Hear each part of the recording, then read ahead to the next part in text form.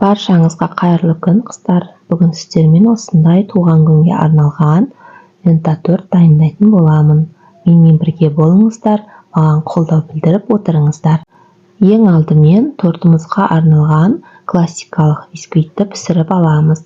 Ол үшін ақуызымыздың үстіне осылай көпіршіте отырып миксермен қантымызды 3 бөлікке салып, меренга етіп дайындап алатын боламыз. Видеода көрсетілгендей қантты 3 бөлек отырып саласыздар және миксердің жай жылдамдығынан қатты жылдамдығына көтере отырып, біз ақуызымызды дайындап аламыз. Міне дайын болған біздің ақуызымыз осындай болады. Енді үстінен сарыуыздарымызды салып, жақсылап миксермен тағы бір рет араластырып аламыз. Араластырып болғаннан кейін оның үстінен сұйық майымызды және сүтімізді құйып, бисквитімізді дайындайтын боламыз. Менің арнамдағы рецепттер сізге ұнап жатса, менің арнама тіркеліп, маған қолдау білдіріп отырыңыздар. Міне осылай барлығын жақсылап араластырып аламыз. Енді осы массаның үстіне біз құрғақ ингредиенттерді қосатын боламыз. Ол үшін ұнымызды үстіне қопсытқышымызды салып, бөлек ыдыста араластырып аламыз. Негізі қопсытқышты қоспасаңыздар да бисквит көтеріледі, бірақ көп кондитерлер жаңа бастап жатқандықтан көтерілмей қалады деп қорқады. Сол үшін қопсытқышты қоссаңыздар да болады, қоспасаңыздар да болады. Осылай ұнымызды салып, астынан үстіне қарай күрекшенің көмегімен араластырамыз. Енді бұл жерде миксерді қолданбаймыз. Бізде осындай әдемі қамыр пайда болды.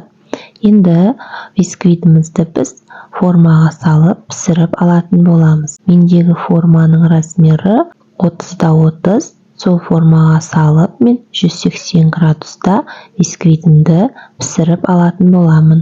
Бисквитті пісу барысында таяқшаның көмегімен арасын пісіп-піспегенін көріп тексерсеңіздер болады. Осылай жайып алдым, жақсылап бисквитті біркелкі қылып, енді пісіреміз. Пісу барысында міне осылай таяқшамен тексеріп алдым. Піскен болса осылай құрғақ болып шығады. Піскен бисквитімізді суытамыз. Суытып болғаннан кейін үстінен осылай екінші қағазды төсеп, төңкеріп, бетін бисквиттің парағын алатын боламыз. Міне осындай сап-сары әдемі торттың бисквиті пайда болды.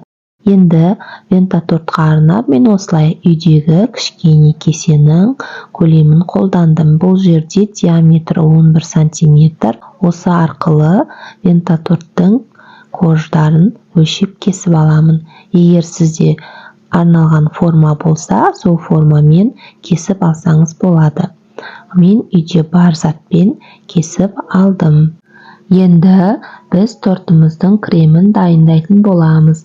Ол үшін сүзбелі ірімшігіміздің үстіне қант ұнтағын салып, миксермен 1 минуттай араластырамыз. Араластырып болғаннан кейін үстінен салқын кілегейімізді құйып, миксердің жай жылдамдығынан қатты жылдамдығына көтере отырып, 5 және немесе 7 минут көлемінде миксерлеп аламыз.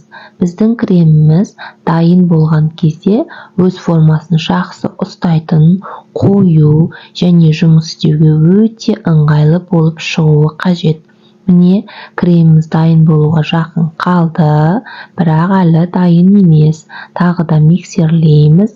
Миксерімізді қатты жылдамдықта жұмыс жасаймыз. Креміміз дайын болғанда осылай өз формасын ұстап тұру қажет.